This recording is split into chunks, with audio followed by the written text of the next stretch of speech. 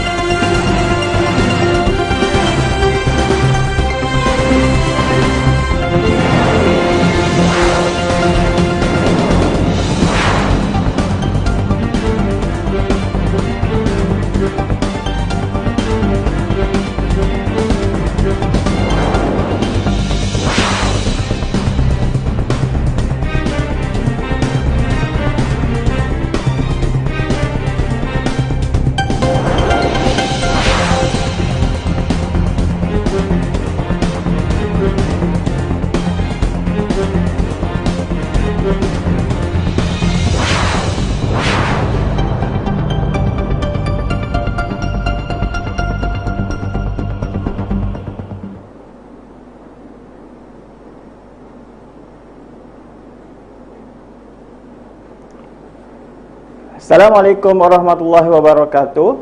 Salam sejahtera, salam geografi. Selamat petang semua. Saya Cikgu Kamaruzaman bin Yusof atau dikenali Cikgu Kamar daripada SMK Teguh Parlimen Perang Tengku Muhammad, Kuantan, Pahang. Okey, hari ini saya nak berkongsi kepada semua pelajar, semua guru-guru ataupun mungkin ada ibu bapa yang mengikuti live kita pada hari ini berkaitan dengan mata pelajaran geografi, iaitu tajuknya ialah Soalan-soalan popular geografi SPM 2020. Okey, semoga perkongsian yang saya buat hari ini memberi manfaat kepada calon-calon SPM tahun 2020.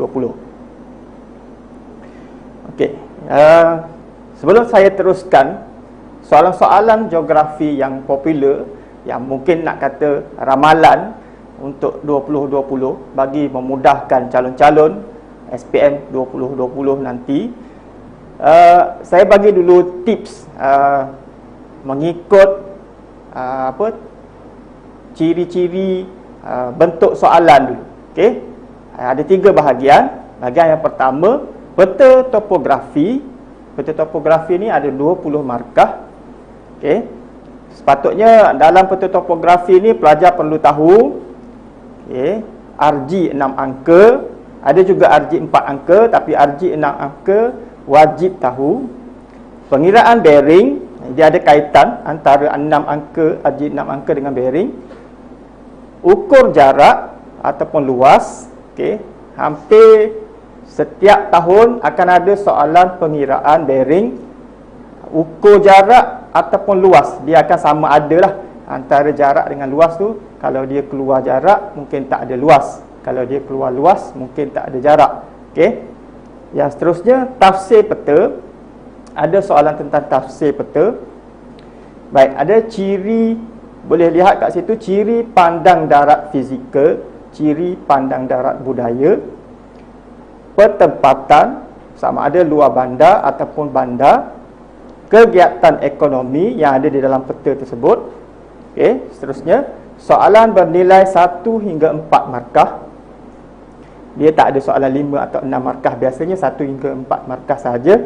Soalan 1 markah, tulis 1 jawapan tepat sahaja. Saya galakkan kalau soalan tu hanya ada 1 tempat kosong, 1 markah, ataupun soalan pengiraan ada 2 markah, jangan tulis banyak jawapan, tulis 1 jawapan yang tepat sahaja.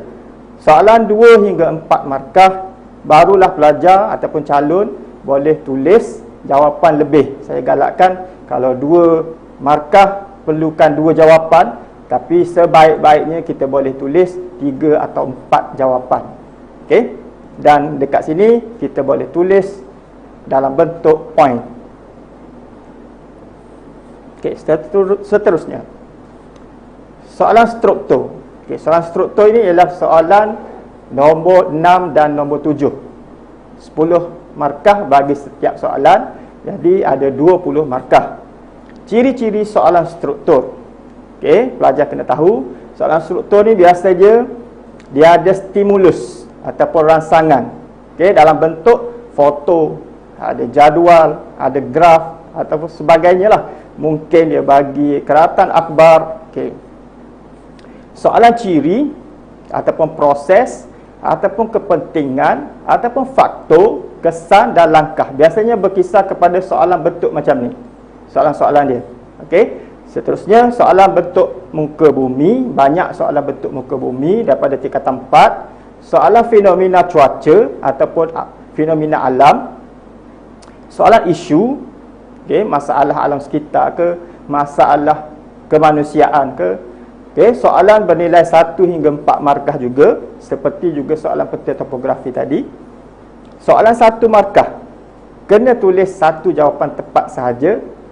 Soalan 2 hingga 4 markah, pelajar ataupun calon perlu tulis jawapan lebih, supaya kalau silap ataupun salah untuk jawapan yang pertama, boleh lagi dibantu dengan jawapan yang ketiga dan keempat. Okey, dekat sini pelajar boleh tulis dalam bentuk point. Okey, yang ketiga, soalan esei. Okey, apa yang perlu pelajar tahu dalam soalan esei? Di sini peruntukan markahnya ialah 60 markah. Okey, ada 4 soalan, pelajar wajib jawab 3 soalan. Sebab tu jadi 20 60 markah. Ciri-ciri soalan esei. Okey. Dalam soalan esei banyak soalan geografi manusia, contoh penduduk, pertempatan, sumber, pengangkutan dan kegiatan ekonomi. Ada juga soalan graf dekat sini ataupun catapai. Soalan peta Malaysia. Sebelum ni soalan peta Malaysia hampir setiap tahun keluar. Kemungkinan tahun ini ke ataupun okey, kita tak pastilah dia nak keluar ke dunia atau tidak. Tapi yang Malaysia tu hampir setiap tahun keluar soalan peta. Soalan biasanya bernilai 4 hingga 6 markah. Okey. Bila soalan 4 markah, pelajar tengok, bila soalan 4 markah, biasanya jawapan perlu ada fakta dan huraian. Kena tengok kata tugas jugalah. Tapi bila nampak soalan tu 4 markah, biasanya ada fakta dan huraian. Bila tengok soalan 6 markah, okey, jawapan biasanya perlu ada fakta, huraian, contoh. FSC itu ialah fakta, huraian, contoh. Okey, dan soalan esei ni mungkin ada soalan rubrik kat situ. Setiap soalan mesti ada pecahan 1 atau 2 soalan rubrik. Okey. Maksudnya soalan nombor 8 contohnya, 8A, B, C, D. A tu mungkin bukan rubrik kalau dia 4 markah. Mungkin B soalan dia 6 markah. Kemungkinan di situ dah bermula soalan rubrik. Okey. Kita tak pastilah, kena tengok kata tugas dalam soalan. Okey. Jawapan yang perlu diberikan sekurang-kurangnya, tengok kalau 4 markah kena bagi 4 fakta. Ini yang bukan rubrik Kalau 4 markah juga boleh bagi 2 fakta ataupun 2 huraian untuk dapat 4 markah kan. Atau soalan 6 markah kena bagi 3 fakta, 3 huraian. Atau juga boleh bagi 2 fakta, 2 huraian dan 2 contoh untuk dapatkan markah penuh 6 markah. Okey, untuk soalan esei saya sangat galakkan calon menulis dalam bentuk esei. Okey. Ini kaedah yang saya buat. Kaedah ingat 5 fakta.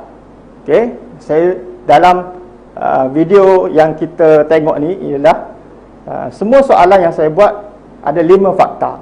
Okey, tapi mungkin ada huraian, mungkin kena tambah contoh untuk lengkapkan 6 markah tu. Okey. Ada 3 bentuk soalan, iaitu soalan peta topografi, soalan struktur, soalan esei. Baik, kita pergi yang pertama. Soalan peta topografi. Soalan 1. Okey. Pernah tengok peta topografi begini? Okey. Baik. Biasanya soalan geografi kertas 2 dia akan bagi kita satu kotak segi 4 grid. Okey. 0507 5052 tu bermaksud dalam peta topografi tu yang kita perlu cari ialah antara 0507 di timuran, 5052 di utaraan. Okey, saya galakkan kalau pelajar bawalah highlight supaya boleh tanda tempat yang pelajar nak cari yang ada dalam soalan tu. Okey. Tengok bentuk soalan dia. Mengapakah kawasan dalam segi 4 grid di atas mempunyai kepadatan penduduk yang tinggi? Okey. Macam mana kita nak tahu dia tinggi atau tak tinggi? Penduduk dia kita tengok dari segi taburan pertempatan. Kalau banyak petak-petak kecil warna hitam tu menunjukkan kawasan tersebut penduduk dia padat. Okey, yang saya tandakan merah itu ialah kawasan yang dia suruh kita cari. Okey. Tengok jawapan. Yang pertama. Ini jawapan yang biasa. Okey, tanah pamah yang rata dan luas. Okey, kalau nak sambung, kenapa tanah pamah yang rata dan luas boleh jadi penduduk padat? Kerana boleh membina pertempatan ataupun mudah membina pertempatan ataupun kos pembinaan rendah. Yang kedua, jaringan pengangkutan ataupun jalan raya baik. Banyak kegiatan ekonomi seperti pertanian atau perkhidmatan. Berhampiran dengan pusat bandar ataupun pertempatan dan banyak peluang pekerjaan. Jawapan ni pelajar boleh tulis sebagai jawapan. Okey, tengok soalan lah dia nak berapa markah. Biasanya 3 markah, 4 markah. Okey. Kita lihat soalan 2. Apakah faktor yang mempengaruhi pola saliran peringkat hulu? Okey, dalam peta dia akan tanya satu petak grid tu, apa faktor yang mempengaruhi pola saliran peringkat hulu yang terdapat dalam peta tu lah. Okey, kita kena tahulah hulu kat mana, tengah dekat mana, hilir dekat mana. Okey, antara faktor dia kerana kawasan tersebut merupakan tanah tinggi. Saiz sungai, kalau kita tengok dalam peta tu, saiz dia kecil. Ada banyak anak-anak sungai ataupun cawangan-cawangan sungai. Sungai berbentuk lurus. Terdapat kawasan hutan di kawasan tersebut, menunjukkan kawasan tersebut sungai dia, pola saliran dia peringkat hulu. Okey. Kalau peringkat tengah lain, kalau peringkat hilir lain jawapan dia. Saya bagi contoh ni peringkat hulu. Soalan ketiga. Nyatakan 3 kegiatan ekonomi yang berpotensi dimajukan di kawasan pinggir pantai. Okey, tadi sungai, ini pinggir pantai. Beri alasan anda. Okey, tengok jawapan. Kalau ada potensi, maksudnya dalam kepala kita kena tulis jawapan utama pelancongan atau ekopelancongan atau sukan dan rekreasi. Samalah. Biasanya kalau kita tulis salah satu dapat 1 markah lah. Kalau tulis 2 pun mungkin dia akan jadi awarded 1 markah juga kat sini. Okey. Seterusnya kita boleh tulis sebab pinggir pantai adanya aktiviti perikanan ataupun aquacultur. Okey. Adanya pertanian. Namakanlah pertanian apa yang sesuai.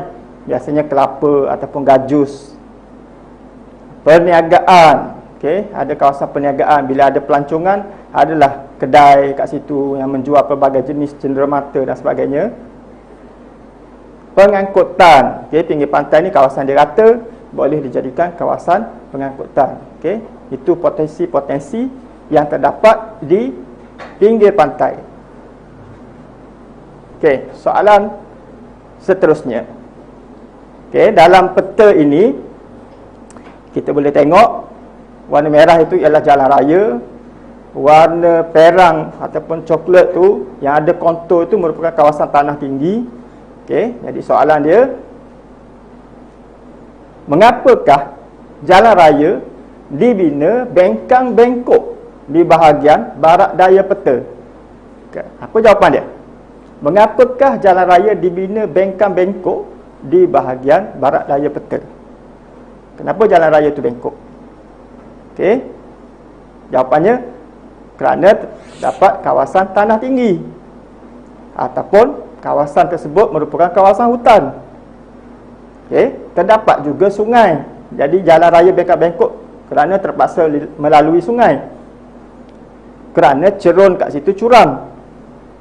Dan nak bina juga kat situ tak boleh bina tu sebab nak mengelakkan daripada tanah runtuh, maka binalah bengkak bengkok. Okey. Itu antara cadangan jawapan yang pelajar boleh gunakan. Soalan 5. Apakah faktor menggalakkan penanaman tanaman kontan dalam segi 4 grid di atas? Okey, tanaman kontan dalam konteks geografi untuk format KBSM ini bermaksud tanaman jualan. Okey, iaitu getah, kelapa sawit yang biasanya ada dalam peta topografi. Jadi dia tanya apakah faktor penanaman kalau getah lebih kurang sama dengan kelapa sawit. Kalau padi dia lain sikit. Okey, jawapannya tanah pamah ataupun tanah pamah beralun, mungkin dapat 2 markah kat situ. Bersaliran baik, mempunyai buruh ramai, jalan raya ataupun jalan raya baik, permintaan ataupun pasaran tinggi, permintaan pasaran tinggi. Okey, ada 5 jawapan. Bolehlah ambil. Kalau dia kata nak 3 markah, letak 5 pun tak ada masalah. Okey. Soalan 6. Mengapakah kawasan tanah tinggi wajar dipelihara dari pembangunan? Okey. Jawapan. Okey. Ni soalan ni biasa kita jawab. Mengapa kita nak jaga kawasan tanah tinggi ni? Kerana untuk memelihara flora dan fauna atau mengekalkan habitat flora dan fauna, mengekalkan keseimbangan ekosistem, atau nak tambah juga kerana merupakan kawasan tadahan untuk mengelakkan kawasan tadahan terjejas, mengelakkan tanah runtuh atau hakisan tanah, menyederhanakan suhu. Okey, jawapan-jawapan yang selalu kita gunakan dalam jawapan latihan kita sebelum ini. Soalan 7. Okey, berkaitan dengan peta topografi. Mengapakah pembangunan tidak berkembang ke arah timur? Okey, belah kanan lah, belah kanan kita kan. Okey, kerana nampak pun ada perbezaan warna kat situ. Warna hijau menunjukkan kawasan itu merupakan tanah pamah, warna perang menunjukkan kawasan itu tanah tinggi. Situ pun dah ada jawapan. Okey. Terdapat kawasan hutan ataupun hutan rizab, dia dah tulis kat situ. Jadi merupakan kawasan larangan pembangunan, sebab tu tak berkembang. Yang kedua, kawasan tersebut merupakan kawasan tanah tinggi, sukar untuk pembinaan, ataupun jika buat juga pembinaan mungkin akan berlaku tanah runtuh. Kawasan sungai, jadi kos pembinaan tinggi, nak kena tebus guna sungai dan sebagainya untuk buat pembinaan. Terdapat kawasan pertanian, mungkin kawasan pertanian itu ialah milik persendirian, kena bayar pampasan kepada pemilik kawasan tersebut. Dan kemudahan yang ada terhad, iaitu jalan raya, pertempatan sangat kurang ataupun mungkin tak ada langsung dekat situ, maka pembangunan tidak berkembang ke arah timur. Okey, senang kan? Soalan 8. Okey, apakah bukti menunjukkan kawasan tersebut merupakan kawasan tanah pamah? Okey, tanah pamah dah ingat. Tadi kalau kawasan tanah tinggi ada warna apa? Coklat. Kalau kawasan tanah pamah ada warna apa? Warna hijau. Okey, kontur dia ada ke tak ada? Mungkin ada tapi jarak mungkin tak ada. Okey, itu kawasan tanah pamah. Baik. Okey. Buktinya terdapat kawasan pertempatan. Kita nampak ada rumah, ada simbol-simbol pertempatan dekat situ. Terdapat kawasan sawah padi, di sekitar tu ada kawasan sawah padi, ada simbol sawah padi dalam tu. Terdapat kawasan hutan paya bakau. Okey. Terdapat juga jalan raya juga padat, menyebabkan kawasan tu kita tahu dia merupakan kawasan tanah pamah. Ataupun lihat juga saiz sungai, sama ada saiz sungai kat situ lebar ataupun sungai itu berliku-liku, menunjukkan kawasan tersebut tanah pamah. Okey, antara pilihan jawapan yang kita boleh ambil.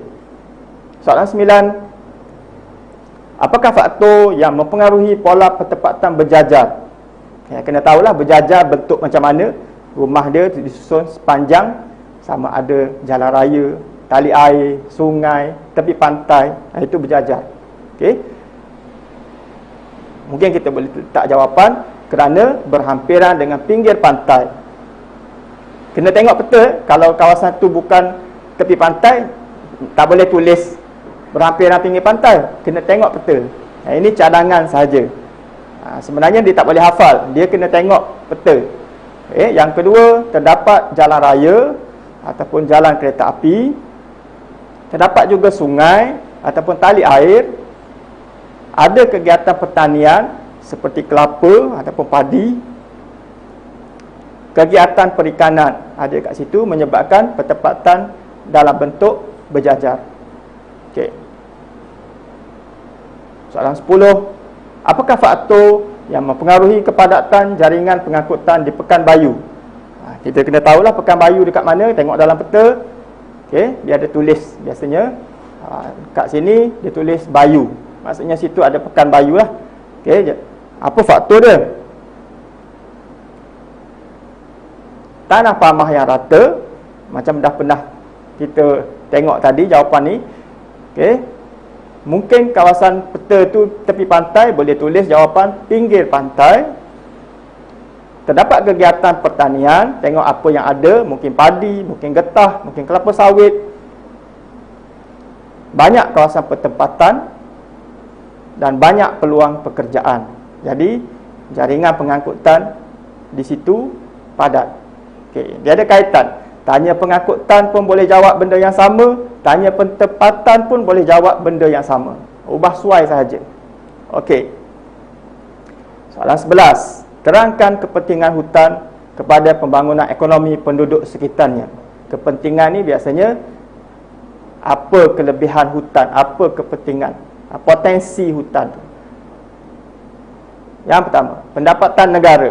Hutan tu boleh menyumbang kepada pendapatan negara daripada ekspor, hasil pembalakan yang kita ekspor tu.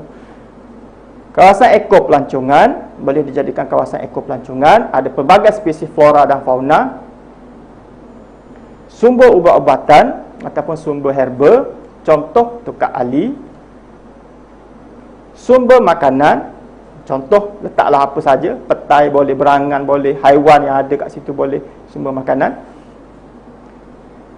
Dan hasil hutan, iaitu rotan ke, akar ke, haiwan ke. Okey. Okey, saya lihat ada soalan yang calon tanya. Okey. Soalan adakah soalan SPM Geografi 2020 atau 2021 ni ada kaitan mengenai isu semasa, contohnya banjir dan lain-lain? Kemungkinan ada. Kemungkinan ada. Okey, saya jawab. Soalan tu sebenarnya dia dah siap. Banjir, kalau nak kira banjir yang tahun ini baru berlaku seminggu atau 2 minggu lepas kan. Jadi kemungkinan ada, kemungkinan juga tak ada. Okey, jadi kita sebagai calon bersedia saja apa sahaja kemungkinan soalan yang keluar. Okey, boleh menjawab soalan kawan kita tadi. Soalan 12. Apakah kepentingan sumber biodiversity ataupun sumber hutan di bahagian barat peta kepada ekosistem?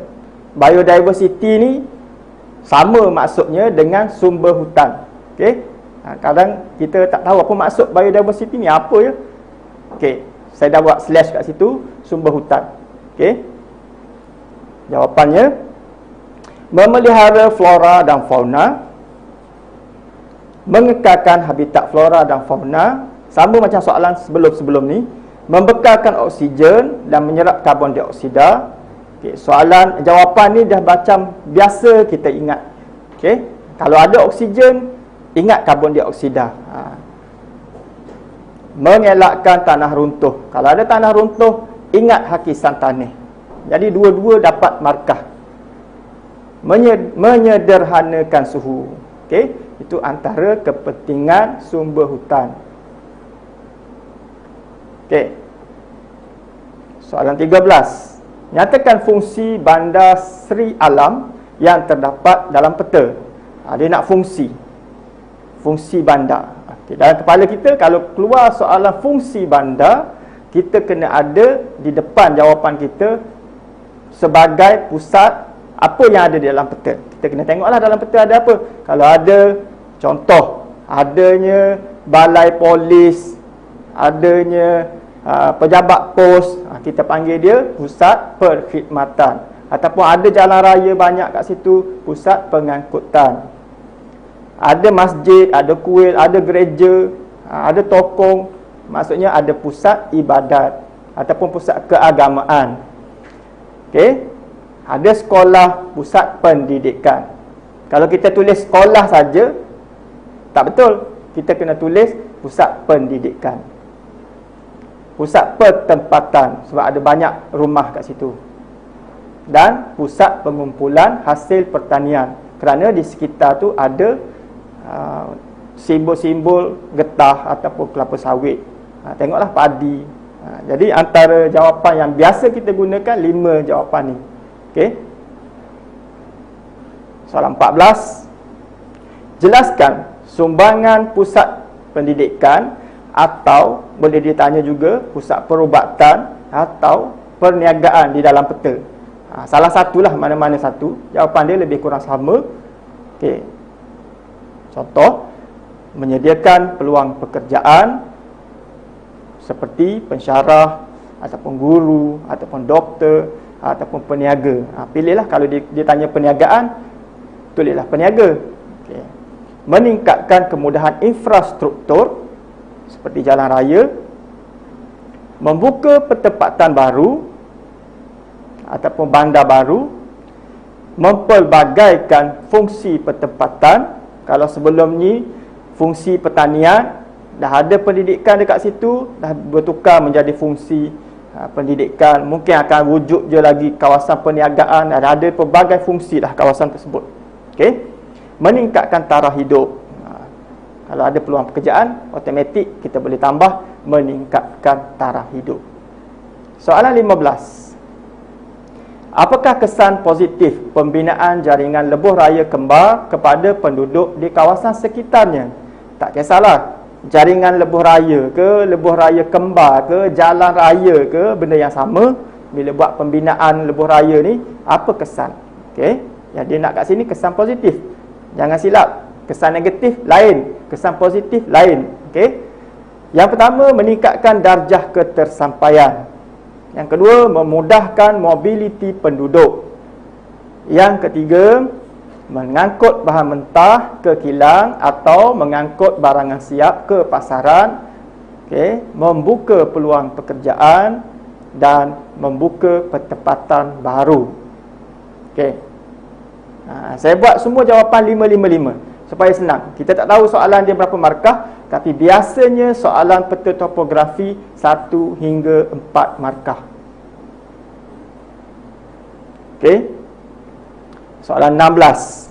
Jelaskan kesan-kesan terhadap alam sekitar jika kawasan hutan dimajukan tanpa kawalan. Dia nak kesan terhadap kemusnahan hutan tu. Kalau kita teroka hutan. Jawapan dia kemusnahan flora dan fauna, kemusnahan habitat flora dan fauna. Biasanya kalau kita ingat flora, kita akan ingat terus fauna. Habitat flora, kita akan ingat terus habitat fauna. Dapat dah 4 markah kat situ. Terus ingat peningkatan suhu. Kalau ingat tanah runtuh, ingat terus hakisan tanah. Dia macam kembar dah 2 tu. Dan kita juga boleh tulis kawasan tadahan air terjejas. Banyak kita boleh isi jawapan. Baik. Soalan 17. Terangkan kesan yang mungkin berlaku terhadap penduduk setempat jika kawasan kemajuan tanah Seri Cahaya diwujudkan bandar baharu. Dia ada kawasan pertempatan kat situ. Dia tanya, kalau nak buat bandar baharu, apa kesan terhadap penduduk? Boleh meningkatkan peluang pekerjaan, meningkatkan taraf hidup. Dia macam ada kembar dia, berangkai. Ada peluang pekerjaan, terus teringat boleh meningkatkan taraf hidup. Memajukan infrastruktur. Kalau boleh ingat apa benda infrastruktur, boleh tulis kat belakang dia jalan raya dan sebagainya. Meningkatkan nilai hartanah dan mempelbagaikan aktiviti ekonomi. Boleh tulislah apa saja aktiviti ekonomi dekat situ. Perniagaan, perindustrian, bila ada bandar baharu. Soalan ini lebih kepada kesan positif. Dalam peta topografi juga, kita akan jumpa soalan yang kebat lah, lebih kurang kebat. Kerana ada soalan, dia akan tanya pendapat kita, wajar ke tidak wajar. Contoh soalan dia, wajarkah kerajaan membina sebuah pusat pendidikan tinggi di kawasan dalam peta tersebut? Kita boleh pilih sama ada nak wajar. Contoh jawapan dia, wajar. Kena nyatakan pendirian dulu. Pada pendapat saya, wajar kerajaan membina pusat pendidikan tinggi kerana dapat membuka peluang pekerjaan. Meningkatkan taraf hidup. Tak payah buat ayat panjang pun tak apa. Terus dash point saja. Meningkatkan infrastruktur seperti jalan raya, meningkatkan kemahiran penduduk ataupun menyediakan buruh mahir. Bila adanya pusat pendidikan tinggi ni, pelajar kan lulusan universiti, maka yang keluar tu sebagai buruh mahir. Mewujudkan pertempatan baharu. Bila ada kawasan universiti kat situ, maka banyaklah pertempatan baru akan tumbuh, akan wujud. Boleh juga pilih tidak wajar. Dan saya, pada pendapat saya lah, untuk pendidikan tinggi ni lebih sesuai wajar. Kecuali dia kata kerajaan membina sebuah kawasan perindustrian. Pelajar bolehlah pilih untuk tidak wajar. Kerana jawapan untuk tidak wajar ni kesan terhadap alam sekitar. Apa dia? Habitat flora dan fauna terjejas, pencemaran udara dan air, ekosistem terjejas, suhu meningkat, hakisan dan tanah runtuh. Jawapan yang selalu kita gunakan untuk kesan terhadap alam sekitar. Pilihlah yang mana pelajar suka, yang rasa senang nak jawab. Soalan 19. Setujukah anda sekiranya kerajaan ingin membina kawasan empangan hidroelektrik? Tadi nak bina kawasan pendidikan tinggi, ni dia nak bina empangan hidroelektrik di kawasan dalam peta. Macam soalan wajar tak wajar juga. Jawapan dia boleh tulis sama ada setuju atau tak setuju. Pada pandangan saya bersetuju untuk membina empangan hidroelektrik di kawasan peta kerana dapat menyumbang kepada pendapatan negara, kerana permintaan terhadap elektrik semakin tinggi, permintaan domestik terhadap elektrik semakin tinggi. Okey, boleh menyediakan peluang pekerjaan, membekalkan sumber tenaga elektrik, kawasan tanah tinggi yang ada dalam peta itu sesuai, dan aliran sungai deras, maka sesuailah untuk membina empangan hidroelektrik. Okey, boleh juga tulis tidak setuju, lebih senang macam soalan sebelum ini.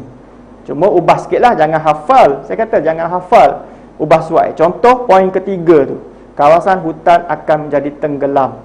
Tak ada dalam jawapan tadi. Dalam jawapan ni sebab hidroelektrik, dia masukkan air ataupun dia sekat air supaya jadi empangan, maka kawasan hutan jadi tenggelam. Tak ada jawapan peningkatan suhu. Okey, kerana kawasan ni bukan dia tebang pokok, hutan tidak diteroka, tapi dia gunakan air untuk yang disekat tu untuk jadikan empangan. Okey, jadi mungkin tak sama, dan ada benda yang samalah. Awak kena tengok pada soalan. Okey, saya nasihatkan jangan hafal semua jawapan-jawapan yang saya bagi ni, ubah suai dengan bentuk soalan. Okey. Soalan 20, terangkan cadangan untuk mengekalkan keadaan hutan di atas. Kalau katalah dia bagi satu kawasan peta yang dalam tu ada hutan, macam mana nak kekalkan hutan? Okey. Okey, jawapan biasa, mewartakan taman negara atau hutan simpan, menjalankan rawatan silvikultur ataupun penebangan terpilih. Saya buat dua jawapan tu, dua markah ya. Kitar semula, penguatkuasaan undang-undang, nak letak akta pun boleh dan sebagainya. Kempen kesedaran ataupun pendidikan alam sekitar. Ingat kempen kesedaran, ingat terus pendidikan alam sekitar. Tapi kena ada ayat yang lengkap lah. Kempen kesedaran alam sekitar, kempen ataupun pendidikan alam sekitar, berkaitan dengan hutan. Kalau hutan, kalau air, kempen kesedaran alam sekitar berkaitan dengan air. Contoh, tengok pada soalan. Ataupun kita boleh tambah juga R&D. R&D boleh tulis macam tu je, dia dah boleh berdiri sendiri. Okay, tak payah hurai R tu apa, D tu apa. Research and Development. Okay. Soalan 21. Okay, ini soalan terakhir untuk soalan peta topografi. Cadangkan usaha untuk menjadikan kawasan bandar di atas mesra alam sekitar. Soalan popular, kalau mesra alam sekitar ni selalu dia tanya, sebab dia suruh kita bagi pendapat. Okey, macam mana kita nak buat? Kita tanam pokok, penggunaan kenderaan awam, contoh LRT, bas, komuter, berkongsi kenderaan ke tempat kerja, menggunakan kenderaan elektrik ataupun kenderaan hybrid, menggunakan minyak tanpa plumbum. Okey, antara jawapan yang boleh kita buat.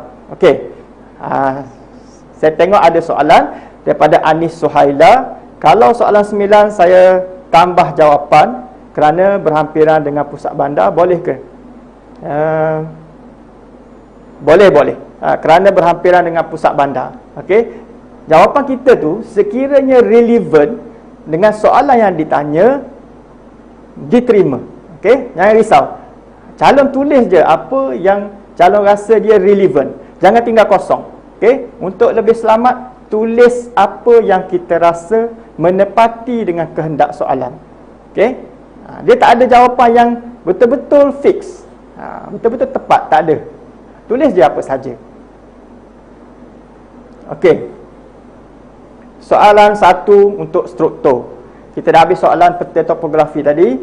Okey, saya tak bincang soalan bearing, saya tak bincang soalan pengiraan. Saya bincang soalan ni sekarang ialah soalan yang bernilai 4 hingga 6 markah sahaja. Yang lain-lain banyak lagi, ada beribu soalan. Awak pun dah banyak latihan kan? Okey, soalan struktur. Terangkan potensi batuan terhadap pembangunan negara. Ni kalau dia bagi soalan, contohnya dia tanya soalan gambar rajah tentang jenis-jenis batuan. Ada 3 jenis batuan kan? Batuan igneous, batuan metamorfosis, batuan enapan. Dia kat bawah tu soalan 4 markah tu dia ada apa potensi batuan terhadap pembangunan negara. Okey.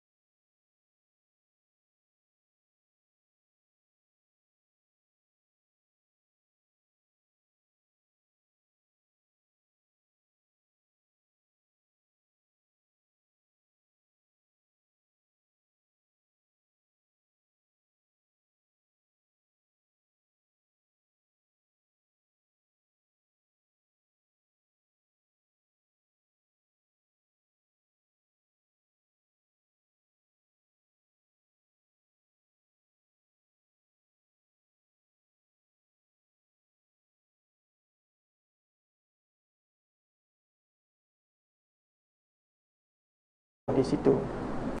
Kerana situ merupakan habitat kan, flora dan fauna. Soalan 3. Jelaskan bagaimana kejadian gerhana matahari berlaku. Okey, soalan yang lama dah tak keluar soalan ni. Gerhana ni mungkin keluar, tak pastilah. Okey, gerhana ada dua jenis gerhana utama, gerhana matahari, gerhana bulan. Yang saya sebut ni, yang saya buat kat sini ialah gerhana matahari. Okey, bagaimana dia berlaku? Kesan daripada peredaran bumi mengelilingi matahari. Apabila matahari, bulan, bumi berada kedudukan yang selari, maka terjadilah gerhana. Okey, bayang bulan melindungi bumi. Tempoh kejadian singkat sebab saiz bulan yang kecil, berlaku pada waktu siang. Okey, ini proses ataupun ciri-ciri terjadinya gerhana matahari. Okey, mungkin pelbagai bentuk soalan dia boleh keluarkan. Saya cadangkan pelajar kena biasakan dengan soalan-soalan yang mungkin tak pernah keluar macam ni lah. Okey, soalan 4. Jelaskan proses bagaimana kitaran hidrologi berlaku. Kitaran hidrologi ialah kitaran air ya. Okey, ini dua-dua soalan 3 dan 4 ni lebih kepada proses. Okey, kitaran air berlaku akibat daripada pertama, berlakunya penyejatan air yang ada di permukaan laut, permukaan bumi ni, sungai ke, air mata air ke, di pokok ke, daun-daun tu akan tersejat ke udara. Okey, akan berlaku pemeluapan, iaitu wap air akan membentuk awan. Okey, apabila awan tu dah berat, dia akan menjadi hujan ataupun kita panggil juga kerpasan. Okey, awan tepu dengan wap air akan menurunkan hujan. Okey, bila hujan tu turun, dia akan jadi sebagai air larian permukaan yang akan mengalir semula ke laut, ke sungai dan sebagainya, masuk semula ke dalam tanah. Okey, dan proses ini akan berulang. Sebab tu dipanggil kitaran hidrologi. Okey. Soalan 5. Cadangkan usaha yang perlu dilakukan untuk mengurangkan kesan banjir. Ada pelajar dah tanya tadi. Ini contoh. Saya ambil satu je lah, cadangan. Boleh tanya punca, dia boleh tanya kesan, kan? Saya ambil satu contoh, cadangkan usaha. Apa kita boleh buat untuk kurangkan kesan banjir? Yang pertama, menaik taraf sistem perparitan. Mungkin banjir itu berlaku di bandar, contoh. Okey, adanya sistem perparitan yang tidak sempurna, jadi naik taraf sistem perparitan atau membina terowong smart seperti di Kuala Lumpur lah. Membina empangan di hulu sungai untuk mengawal keadaan air. Mendalamkan sungai ataupun meluruskan sungai. Mengawal aktiviti pembalakan dan pembersihan di kawasan hutan. Hutan tu kalau tidak diteroka secara berleluasa, kemungkinan banjir tidak seteruk yang berlaku sekarang lah. Okey, akibat hujan tu memang hujan, salah satu punca. Tapi hujan sahaja dia mungkin tak akan jadi teruk seperti yang kita alami. Kalau aktiviti pembalakan tu tidak dijalankan, mungkin dia lebih cepat air itu turun lah, kerana akar pokok itu sendiri berfungsi sebagai penyerap air hujan. Okey, membina pertempatan jauh di kawasan sungai. Maksudnya kalau kita berada di tepi sungai yang memang ada potensi untuk banjir, kita binalah pertempatan kita yang jauh sedikit jauh daripada kawasan sungai untuk mengelakkan ataupun mengurangkan kesan banjir. Soalan 6. Mengapa krisis air sering berlaku? Okey, kita selalu dengar biasanya pada bulan-bulan 3-4 yang biasanya berlakunya kemarau. Okey, akan berlakulah krisis air. Okey, tapi tak semestinya berlaku kemarau. Mungkin masa tak kemarau pun akan berlaku juga krisis air. Krisis air ni maksudnya ada penduduk yang tak dapat bekalan air akibat daripada contohlah pencemaran sungai, loji-loji simpanan air kita tercemar, maka berlaku juga krisis air. Okey, tak semestinya kemarau. Okey, jawapan dia, okey, mungkin berlaku pencemaran sumber air utama sungai, kebocoran sistem paip ataupun kecurian air, kepadatan penduduk tinggi, contohnya di bandar ramai sangat orang, permintaan air tinggi, jadi penawaran air itu tak cukup untuk semua. Okey, kekurangan loji pembersihan air, kena rawat dulu air, jadi kita kurang loji tu, mungkin akan berlaku krisis air juga, pengurusan air kurang efisien. Okey, itu antara jawapan dia. Soalan 7, contohlah ni gambar ataupun foto berkaitan dengan di Bandaraya Kuala Lumpur. Okey, ditanya apakah kepentingan mewujudkan kawasan hijau di kawasan dalam foto.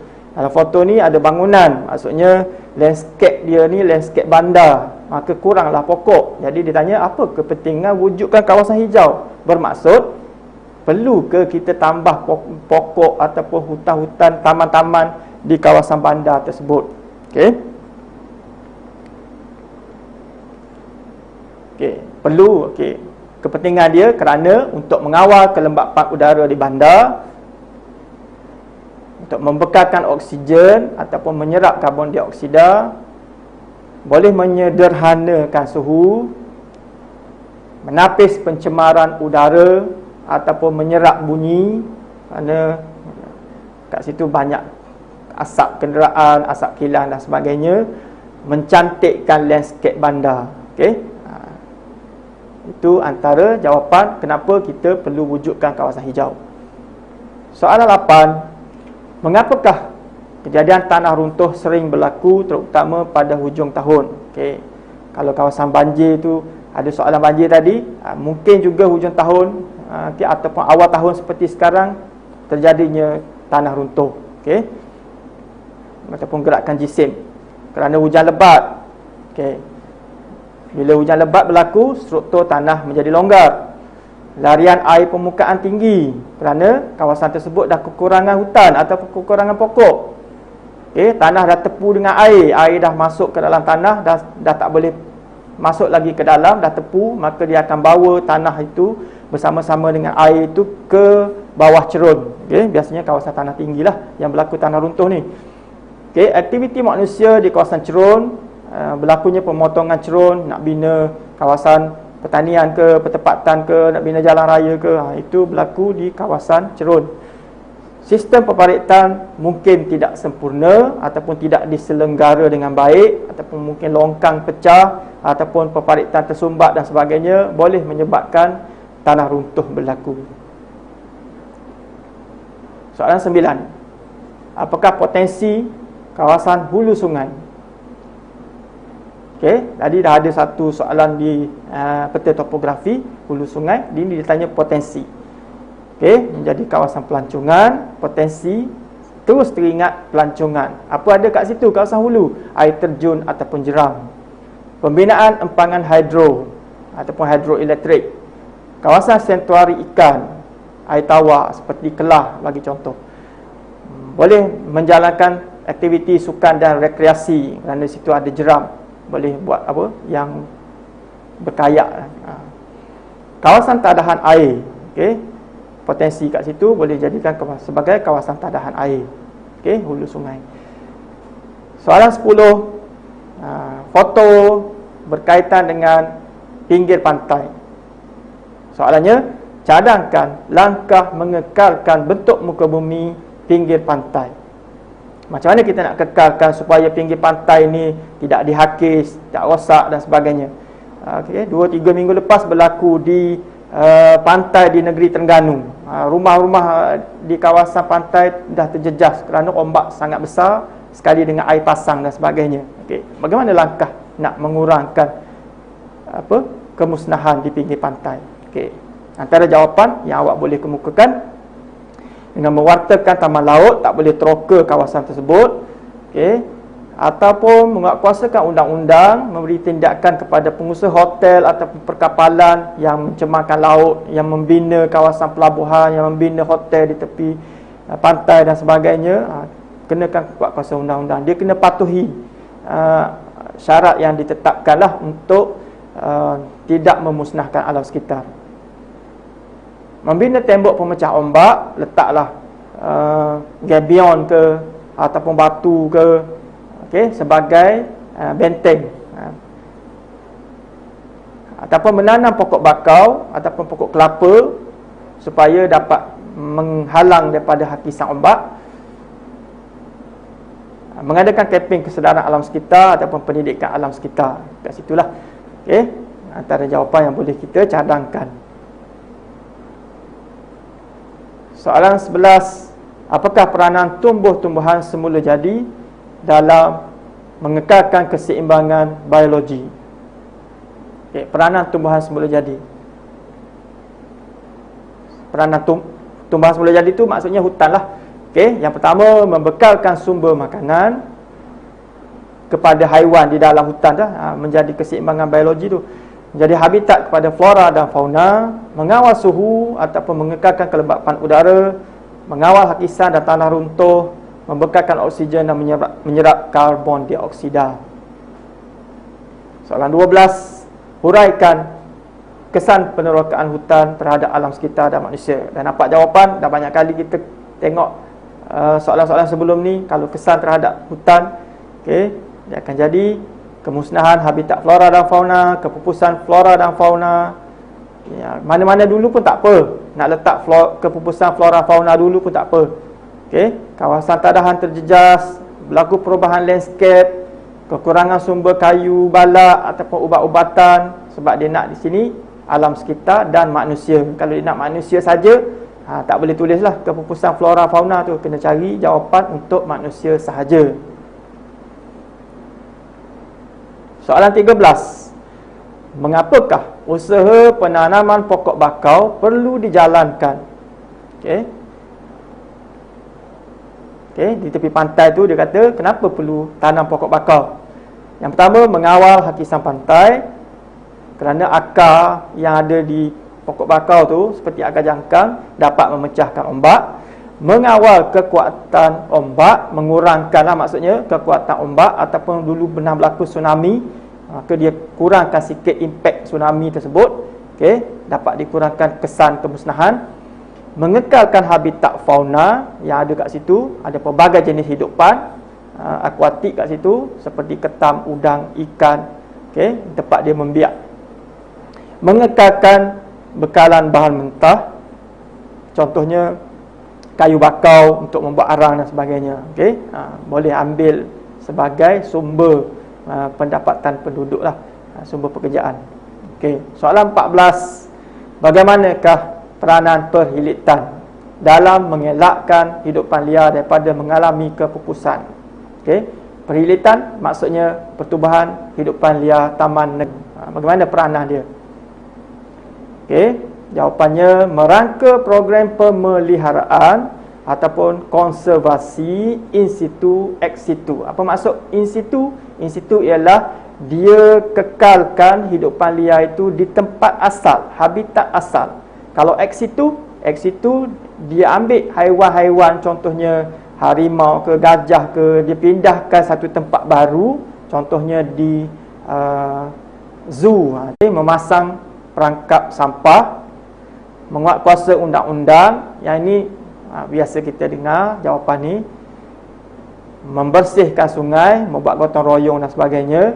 Merawat sisa kumbahan sebelum dilepaskan ke sungai. Pendidikan alam sekitar kepada masyarakat bermula daripada peringkat sekolah, ataupun kempen kebersihan, kempen alam sekitar pun boleh. Membuat gotong royong, membuat poster-poster dan sebagainya di media massa dan sebagainya.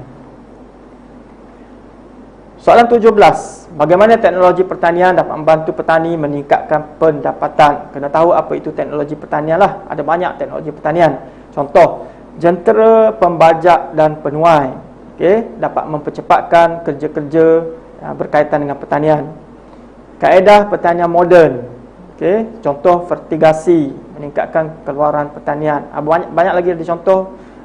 Boleh hidroponik pun boleh. Okey, penggunaan baja kimia lah. Kalau teknologi ni guna baja kimia, boleh juga guna baja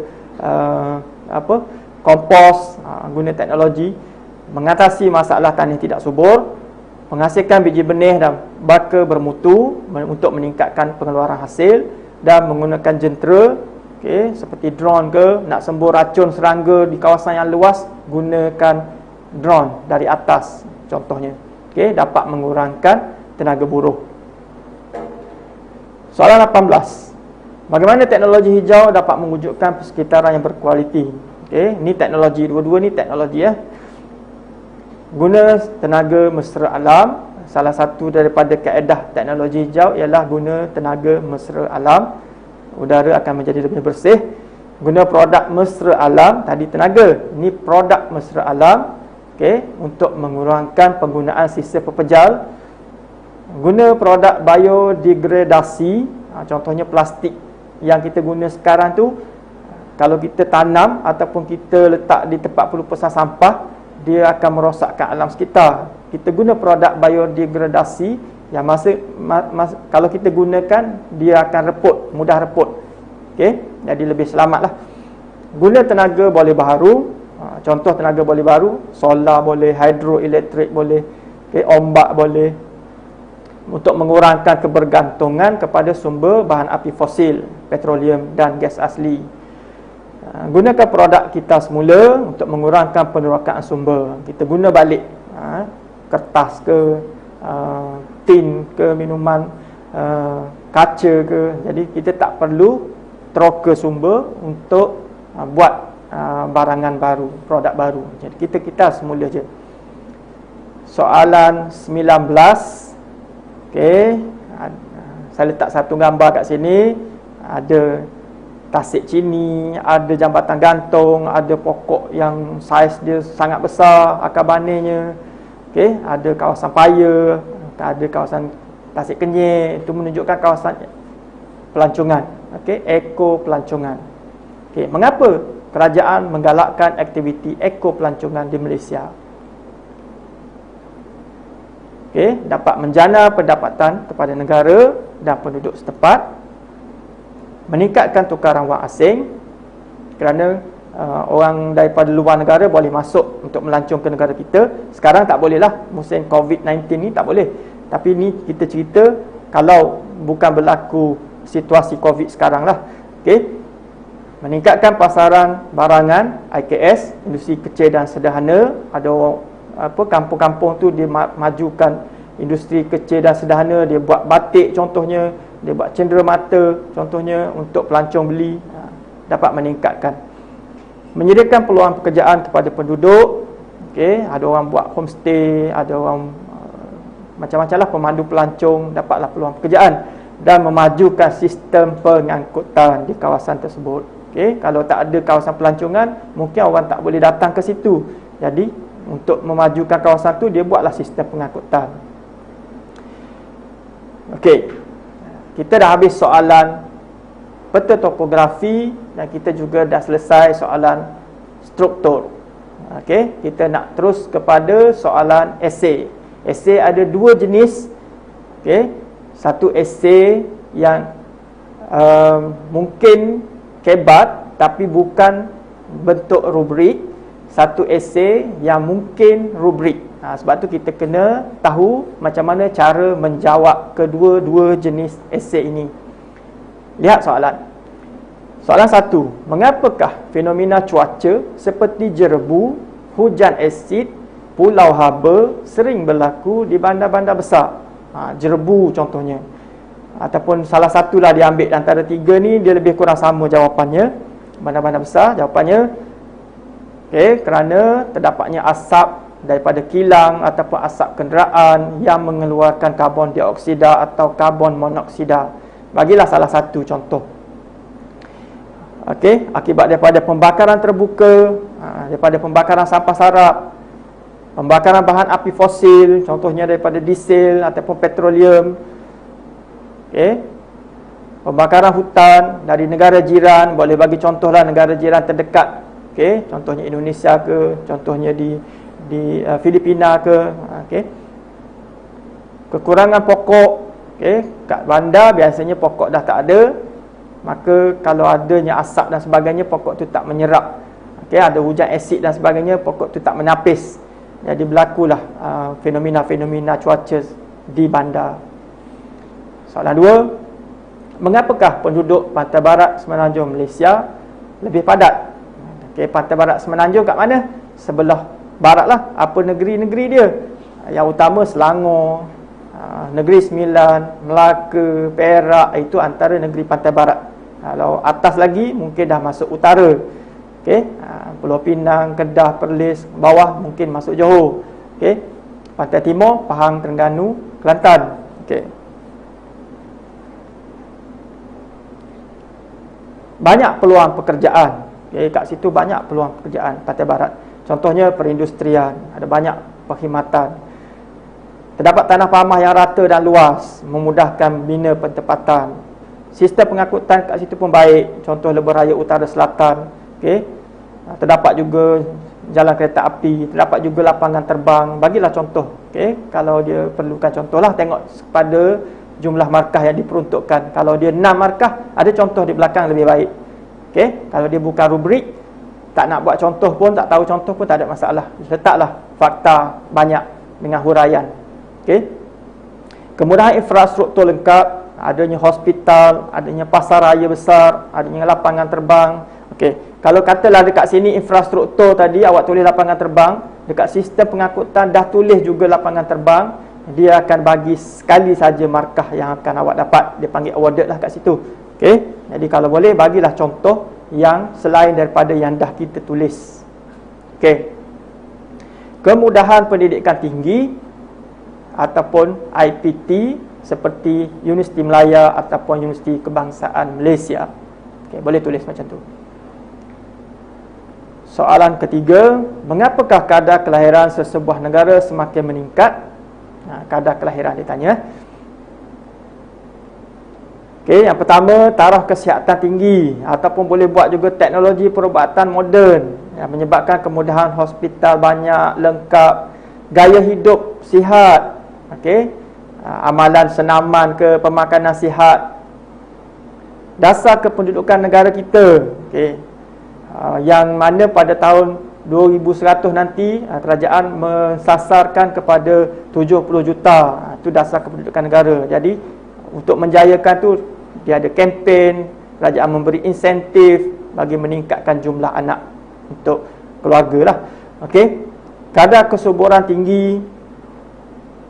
Faktor agama, biasanya semua agama saya rasa menggalakkan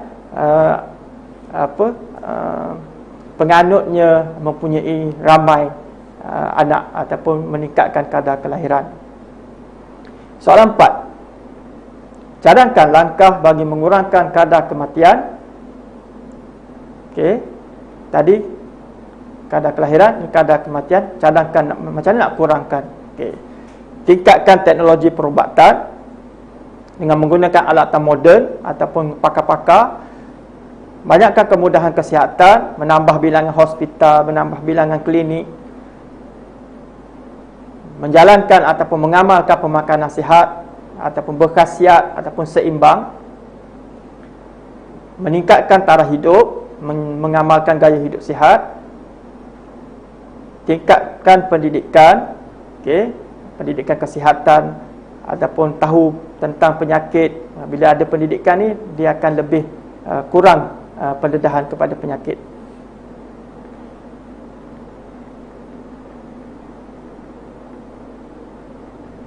Soalan 5. Bagaimanakah cara untuk mengurangkan migrasi penduduk dari luar bandar ke bandar? Yang pertama, mewujudkan lebih banyak peluang pekerjaan di luar bandar. Okey, supaya taraf hidup penduduk luar bandar lebih meningkat.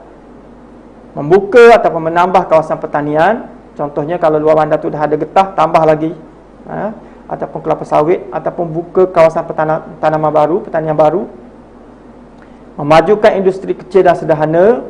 Industri lah, tak kisahlah kecil dan sederhana ataupun industri lah, buka kilang dekat luar bandar, dia akan ramai penduduk luar bandar akan bekerja di situ. Menaik taraf kemudahan infrastruktur, okey, membina jalan raya, membina hospital, membina kawasan IPT, maka kat situ akan mewujudkan lebih banyak peluang pekerjaan. Okey. Menambah kemudahan perkhidmatan seperti kewangan, ada bank, kawasan perniagaan, pejabat-pejabat kerajaan. Okey, maka migrasi penduduk dari luar bandar tu kurang kerana kemudahan-kemudahan tu dah disediakan di luar bandar. Dia tak perlu pergi ke bandar dah. Soalan 6, jelaskan ciri-ciri piramid penduduk progresif. Okey. Salah satu negara yang mengalami ciri penduduk piramid progresif ni ialah Malaysia lah. Lebih kurang sama dengan progresif lah Malaysia. Okey. Apa jawapan dia? Okey. Kita tengok progresif ni biasanya puncak dia tajam, tapak dia lebar. Jadi bermaksud kadar kelahiran dia tinggi, kadar kematian pun tinggi, ataupun kita boleh tulis jangka hayat rendah. Kumpulan kanak-kanak ramai. Sebab kita tengok lebar kan. Kumpulan tua rendah. Peratus penduduk dan lelaki dan perempuan hampir sama. Kita tengoklah pada bentuk piramid penduduk tu. Okey. Biasanya lebih kurang sama. Okey, kalau katalah perempuan tu nampak macam lebih ramai, graf dia lebih panjang ke sebelah perempuan, tulislah peratus penduduk perempuan lebih ramai berbanding peratus penduduk lelaki. Kena sesuaikan dengan soalan. Kadar pertumbuhan penduduk tinggi. Okey, kerana ramai penduduk dewasa, maka menyebabkan kadar pertumbuhan penduduk pun akan tinggi kat situ. Soalan 7, terangkan kesan kependudukan bagi negara yang mengalami penduduk berlebihan. Okey. Jawapan, taraf pendidikan rendah ataupun kadar celik huruf rendah, kurang kemudahan pendidikan. Okey. Taraf kesihatan rendah. Okey, penduduk berlebihan ni negara susah. Kurang kemudahan hospital. Pengangguran tinggi. Masalah sosial tinggi. Okey, seperti jenayah. Kemiskinan ataupun kebuluran. Okey, kerana kadar upah yang rendah. Soalan 8, kemukakan cadangan untuk mengatasi kesan kependudukan di negara kurang penduduk. Tadi penduduk berlebihan negara susah, negara miskin, kurang penduduk negara kaya, negara senang. Okey. Membawa masuk buruh asing, tak ramai penduduk di negara kurang penduduk ni, penduduk dia kurang. Bawa masuk buruh asing, penggunaan teknologi, melanjutkan usia bersara, menggalakkan kaum wanita bekerja dan meningkatkan kadar kelahiran. Soalan 9, terangkan faktor mempengaruhi pertempatan luar bandar. Tanah pamah yang rata dan luas, ini kita dah biasa. Okey, kalau ditanya faktor, luar bandar ke jawapan yang sama. Tapi bagilah contoh di luar bandar, contohnya dataran Kedah, Delta Kelantan. Pinggir pantai yang luas, contohnya Mersing, Kemaman. Jaringan pengangkutan yang baik, terdapat kegiatan ekonomi. Luar bandar biasanya pertanian, perikanan dan pelancongan. Dasar kerajaan, seperti pembukaan tanah rancangan, iaitu Felda. Soalan 10, huraikan masalah yang dihadapi penduduk akibat proses pembandaran. Okey, bila adanya proses pembandaran ataupun urbanisasi, apa masalah yang dihadapi? Pencemaran udara ataupun jerebu akibat daripada asap kilang dan kenderaan. Pencemaran air, sisa toksik dari kilang ataupun sisa domestik. Suhu akan meningkat, terjadinya pulau haba. Nilai harta tanah akan meningkat. Okey, kalau kita nak beli rumah kat sana mungkin tak mampu dah kerana harga rumah yang tinggi. Okey, banjir kilat, permukaan tanah tertutup oleh bangunan dan jalan raya. Masalah sosial seperti jenayah dan setinggal. Soalan 11, apakah ciri-ciri fungsi bandar satelit? Bandar satelit ni bermaksud bandar yang diwujudkan akibat daripada kesesakan di bandar induk. Bukan bandar satelit tu maksudnya yang tinggi atas satelit tu. Bukan. Okey, kena faham konsep. Okey, apa ciri dia? Mengurangkan kesesakan lalu lintas di bandar utama, menyediakan pertempatan ataupun perumahan di pinggir bandar. Okey, orang bekerja di bandar tapi rumah dia berada di luar bandar, di pinggir-pinggir bandar. Menyediakan kemudahan infrastruktur yang lengkap. Okey, sama seperti bandar induk, ada bank, ada insurans dan sebagainya. Menyediakan peluang pekerjaan, banyak peluang pekerjaan, tak perlu masuk ke bandar untuk bekerja, seperti ada buka kawasan perindustrian ataupun perniagaan. Menyediakan pusat pentadbiran, ada pejabat-pejabat kerajaan nak buat lesen kereta motor contohnya, nak buat kad pengenalan contohnya, tak payah pergi ke bandar induk, tapi dah boleh buat di bandar-bandar satelit yang sekitar kawasan pertempatan. Soalan 12, bagaimana pertempatan bandar dan luar bandar saling bergantung antara satu sama lain? Jawapan, LB itu luar bandar. Luar bandar menyediakan bahan mentah untuk industri di bandar. Luar bandar menyediakan tenaga buruh. Okay, dia kena ada jawapan tu biar ada kaitan antara luar bandar dan bandar. Ataupun kalau nak buat bandar dulu pun tak ada masalah. Bandar dulu, apa dia punya sumbangan ataupun saling bergantung kepada luar bandar. Okey. Ini contoh jawapan lah. Bandar menyediakan pasaran, barangan IKS, okey, dan kraftangan daripada luar bandar. Bagi contoh songket. Bandar menyediakan institusi pendidikan tinggi untuk pelajar daripada luar bandar sambung belajar di IPTA ataupun IPTS. Bandar menyediakan pusat pentadbiran dan perkhidmatan kepada penduduk luar bandar. Soalan 13, huraikan bagaimana kempen 3R. 3R tahu kan? Kita semula kan, reduce, recycle, reuse, dapat membantu kelestarian alam sekitar, mengelakkan kepupusan sumber petroleum ataupun hutan dah semakin pupus. Jadi dengan adanya 3R kita boleh elakkan kepupusan.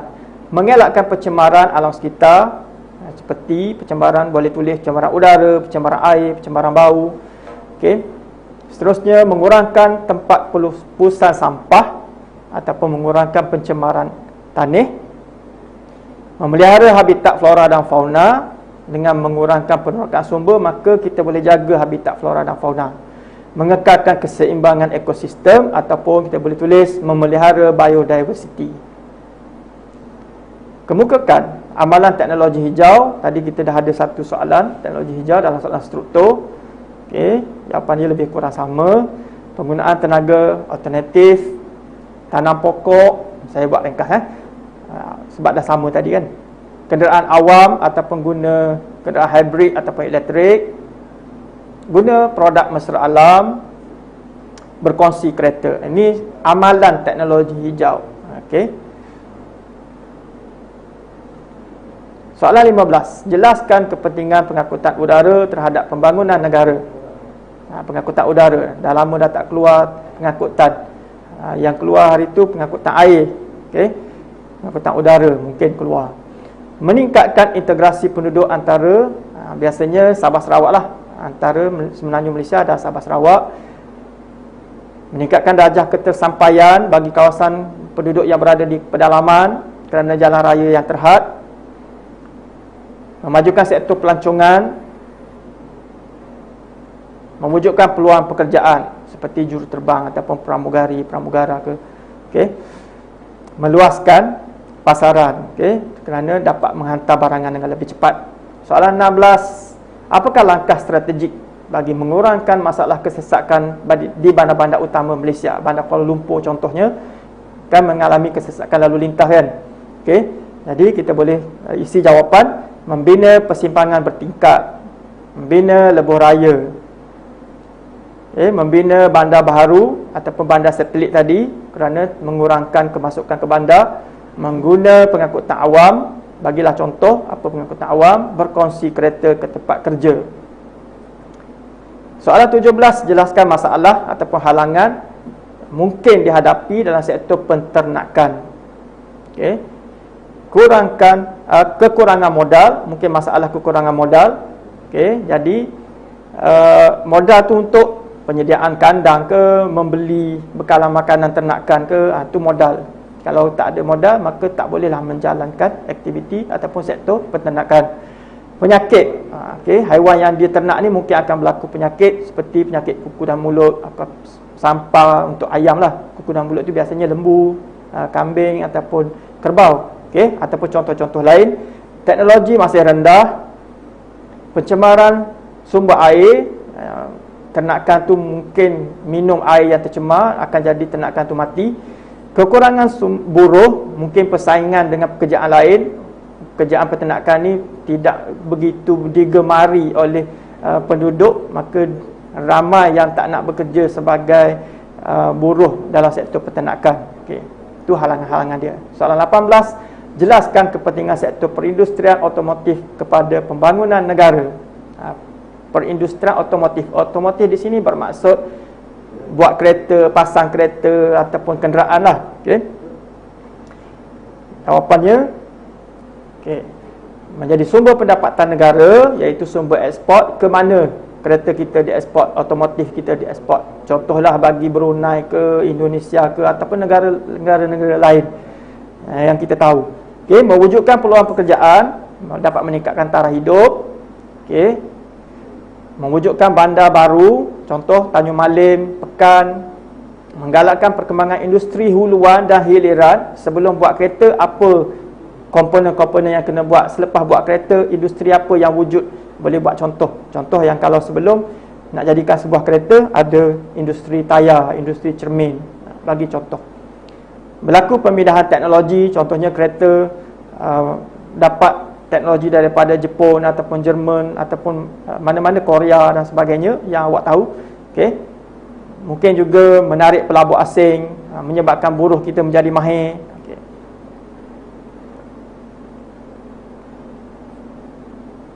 Okey, kita pergi kepada soalan esei rubrik.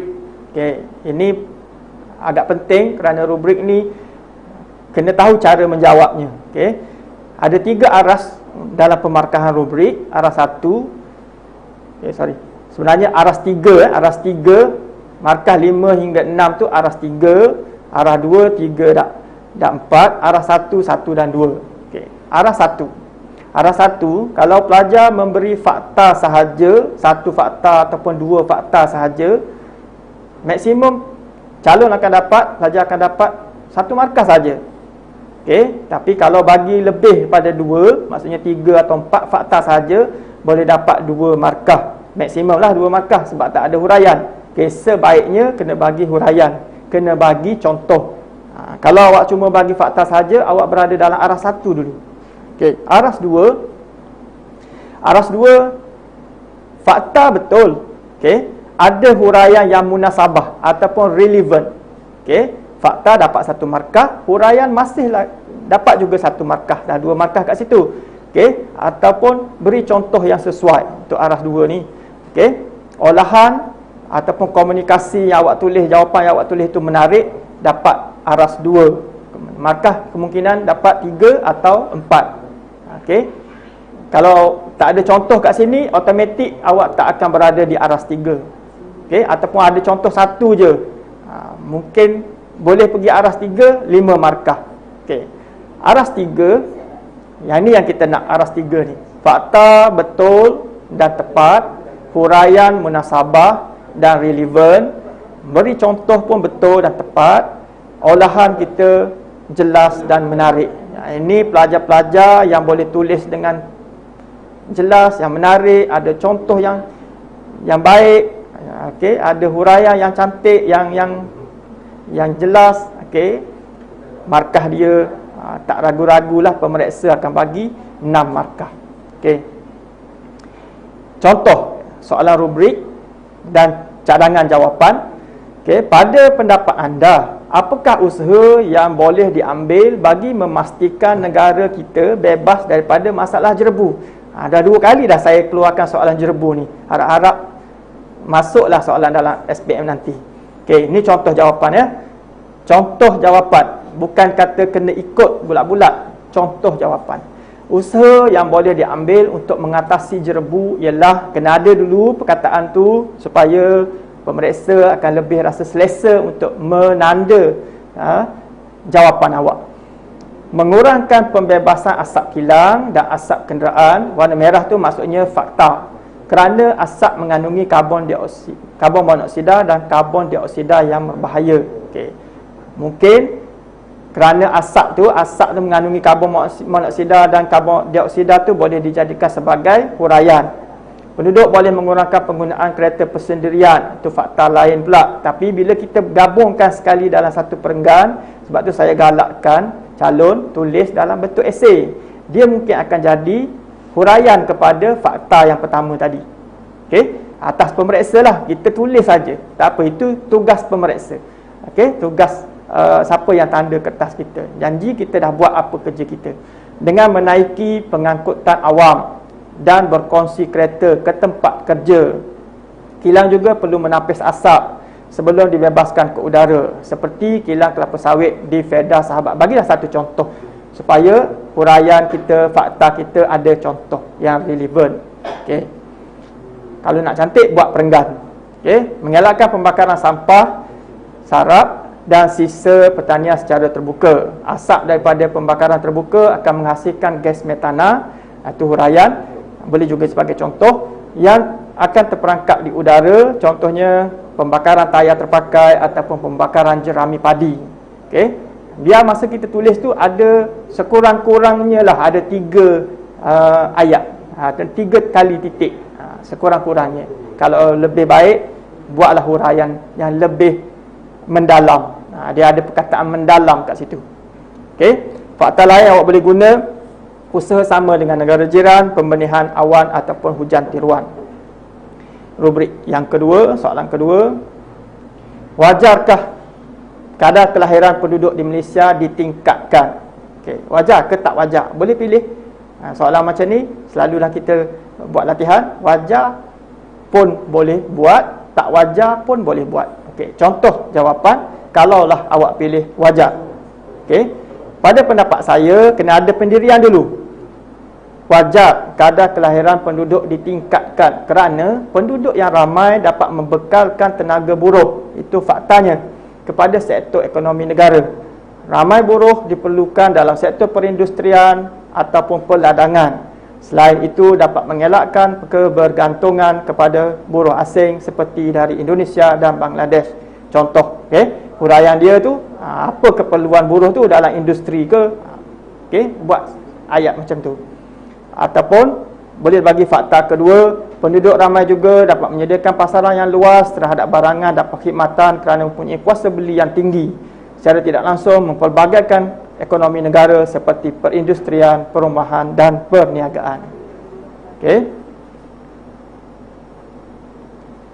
Kalau nak buat untuk tidak wajar pun boleh. Pada pendapat saya tidak wajar kelahiran penduduk ditingkatkan kerana kos tanggungan ataupun sara hidup semakin tinggi.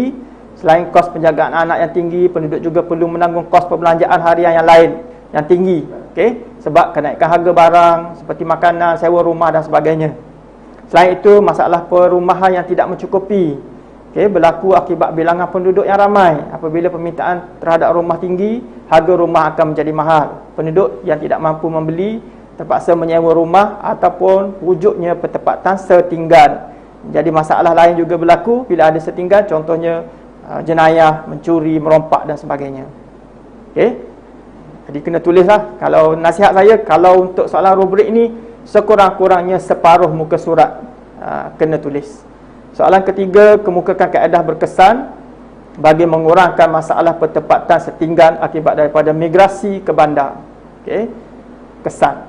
Okey, langkah bagi mengurangkan masalah perumahan di bandar ialah kerajaan perlu menyediakan perumahan kos rendah. Itu faktanya. Di kawasan pinggir bandar yang mampu dimiliki oleh penduduk yang berpendapatan rendah, seperti membina rumah pangsa ataupun teres.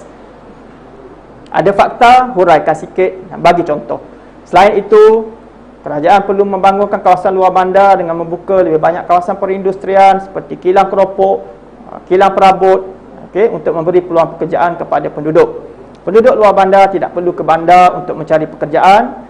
Dengan ini, kesesakan penduduk tidak berlaku di bandar. Itu nak kurangkan migrasi ke bandar. Okey, boleh juga buat fakta, menaikkan kadar upah, menyediakan asrama pekerja. Soalan seterusnya, cadangkan langkah-langkah ataupun langkah strategik yang perlu dilaksanakan bagi meningkatkan pembangunan ekonomi di kawasan dalam foto. Dalam foto ini kawasan kita kena tafsir lah. Kalau tengok kepada rajah gambar ni, foto ni, luar bandar jawapannya. Okey, contoh jawapan, langkah strategi untuk meningkatkan pembangunan di kawasan luar bandar, membuka lebih banyak kegiatan ekonomi seperti perindustrian, contoh kilang apa, krepek ke, kilang batik ke, okey, ataupun membuka kawasan pertanian, ladang kelapa sawit ke, ladang kelapa getah ke, memberi peluang pekerjaan kepada penduduk. seperti pengusaha kilang ataupun pekerja ladang. Yang poin kedua, menyediakan lebih banyak kemudahan infrastruktur seperti jalan raya ataupun telekomunikasi. Selain itu, kemudahan sosial yang lain perlu ditingkatkan seperti wujudnya IPT, hospital ataupun klinik dapat meningkatkan taraf hidup penduduk di luar bandar. Okey, fakta lain boleh tulis memajukan kawasan pelancongan, membuka kawasan peternakan ataupun aquakultur. Jadi, itu langkah-langkah strategik untuk meningkatkan pembangunan ekonomi di luar bandar. Okey. Wajarkah Malaysia terus mengimport hasil pertanian dari luar negara? Okey, mungkin keluar soalan macam ni kan. Okey, wajar, pada pendapat saya wajar kerana hasil tanaman yang diimport tidak terdapat di negara kita. Kebanyakan yang kita import ni tak ada dalam negara kita lah, kerana bentuk muka bumi, iklim, tanah tak sesuai. Seperti apple ke contohnya, avocado ke, gandum ke, kurma ke, terpaksa import daripada luar negara. Okey. Selain itu, teknologi pertanian di negara lain lebih maju. Okay, kita ada teknologi pertanian, tapi mungkin negara lain lebih maju. Pengeluaran hasil pertanian mereka lebih banyak dan berkualiti, menyebabkan kos pengimportan lebih rendah daripada kita tanam sendiri. Contohnya, kita import buah-buahan daripada ataupun sayuran daripada Thailand, lebih jimat import berbanding kita keluarkan sendiri. Okay, itu alasan kita boleh buat. Okay, fakta lain boleh buat pengeluaran tempatan rendah dan persaingan tenaga kerja. Boleh juga tulis tidak wajar. Pada pendapat saya tidak wajar mengimport hasil pertanian kerana akan menyebabkan pengaliran wang keluar. Kita kata tak wajar kan.